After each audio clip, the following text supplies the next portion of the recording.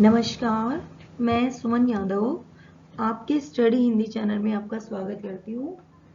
आज हम पढ़ते हैं ग्रेड 8 का हिंदी पाठ्य पुस्तक का सेकंड पार्ट, जिसका नाम है अनेक मुखी गंगा। अनेक मुखी गंगा यानी गंगा के विविध रूप, अनेक रूप। अनेक मुख वाली गंगा यानी जहाँ पर गंगा का काफी नदियों में जाकर संगम होता है। ये सब हम इस फर्स्ट पार्ट में पढ़ेंगे। इसका सेकंड पार्ट आपको जल्दी ही मिलेगा आपके स्टडी हिंदी चैनल पे। अब स्टार्ट करते हैं। पहले पढ़ते हैं पाठ का सारांश क्या है। भारत नदियों का देश भी कहा जाता है। ब्रह्मपुत्र और गंगा भारत की विशाल नदियां हैं। संसार भर में अधिकांश सभ्यताओं का विकास नदियों के किनारे हुआ है। इस दृष्टि से भी गंगा सर्वोपरि है। गंगा आधे से अधिक भारत को अपकृत करती है। इसके कई नाम हैं और कई रूप हैं। स्थान विशेष के अनुरूप यह अपना आकार बढ़ाती घटाती रही है।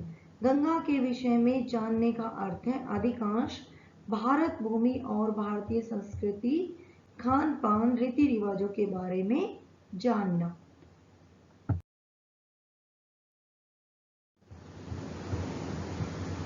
आगे देखते हैं। गंगा को हम माँ कहते हैं। यूं तो हमारी सभी नदियां हमारे लिए जीवनदायिनी है, पर गंगा का विशिष्ट स्थान है। गंगा हमारे देश की अधिकांश भूमि को अपने जल से सींचती है।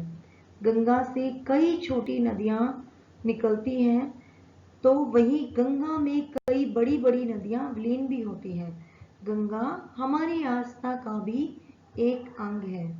गंगा जल जीवितों के लिए ही नहीं, मृत देह के लिए भी अंतिम आचमन माना जाता है।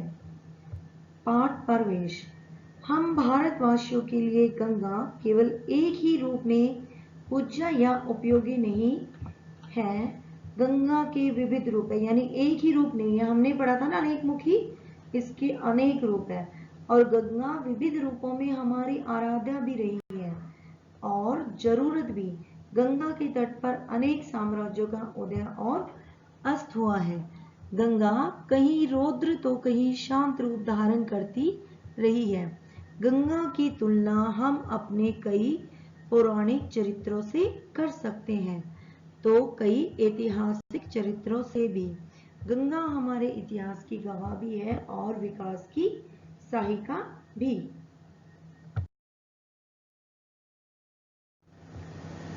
आगे देखिए। नदी को यदि कोई उपमा शोभा देती है तो वह क्या है? माता की। नदी के किनारे रहने से अकाल का डर नहीं रहता। मेघ राजा जब भी धोखा देते हैं तो नदी माता ही हमारी फसल पकाती है। नदी का किनारा यानी शुद्ध और शीतल हवा। नदी के किनारे घूमने जाए तो प्रकृति के मातृ वात्सल्य के अखंड प्रवाह का दर्शन होता है। नदी बड़ी हो और उसका प्रवाह धीर गंभीर हो, तब तो उसके किनारे पर रहने वाले की संपदा उस नदी पर ही निर्भर करती है। सचमुच नदी जन समाज की माता है। नदी किनारे बसे हुए शहर की गली गली में घूमते समय एकाध कोने से नदी का दर्शन हो जाए तो हमें कितना आनंद होता है। कहाँ शहर का वह गंदा वायुमंडल और कहाँ नदी का यह प्रसन्न दर्शन। दोनों के बीच का अंतर अविलंब मालूम हो जाता है। नदी ईश्वर नहीं है, बल्कि ईश्वर का स्मरण करने वाली देवी है। यदि गुरु को वंदन करना आवश्यक है तो नदी का भी वंदन करना उचित है। कहने का मतलब है कि अगर गुरु की वंदना करते हैं तो हम, यह तो हुई सामान्य नदी की बात। अब करते हैं गंगा आर्य जाति की माता है। आर्यों के बड़े बड़े साम्राज्य इसी नदी के तट पर स्थापित हुए हैं। पूर्व पांचाल देश का अंग बगादी देशों के साथ गंगा से ही सहयोग किया गया है। आज भी हिंदुस्तान की आबादी गंगा के तट पर सबसे अधिक है। जब हम गंगा का दर्शन करते हैं तब हमारे ध्यान में सिर्फ फसल से लहराते खेत ही नहीं आते, न सिर्फ वहां से लदे जहाज ही आते हैं, अपितु वाल्मीकि काव्य, बुद्ध महावीर के विहार, चैत्य, अशोक, समुद्रगुप्त या हर्ष जैसे सम्राटों के पराक्रम और तुलसीदास या कबीर जैसे संत जनों के भजन, इन सब का एक साथ स्मरण हो जाता है।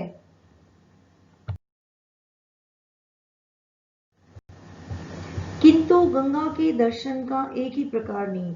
गंगोत्री के पास के हिमाच्छादित प्रदेशों में इसका खिलवाड़ी कन्या रूप, उत्तरकाशी की ओर चीड़ देवदार के काव्य में प्रदेश में मुग्धा रूप, देवप्रयाग के पहाड़ी और संकरे प्रदेश में चमकीली अलकनंदा के साथ उसकी अटखेलियां, लक्ष्मण झूले के विकराल पास में से छूटने के बाद हरिद्वार के पास उसका अनेक धाराओं में स्वच्छंद विहार, कानपुर से सटक कर जाता हुआ उसका इतिहास प्रसिद्ध प्रवाह, प्रयाग के विशाल पट पर हुआ उसका कालिंदी के साथ त्रिवेणी संगम, सभी की शोभा कुछ निराली ही है।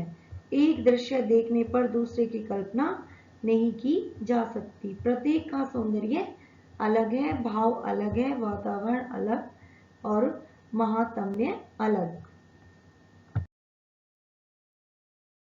प्रयाग से गंगा अलग ही रूप धारण कर लेती है। गंगोत्री से लेकर प्रयाग तक की गंगा वर्धमान होते हुए भी एक रूप मानी जा सकती है। प्रयाग के पास उससे यमुना आकर मिलती है। यमुना का तो पहले से ही दोहरा पाठ है। वह खेलती हैं, कूदती हैं, किंतु कीड़ा सख्त नहीं मालूम होती।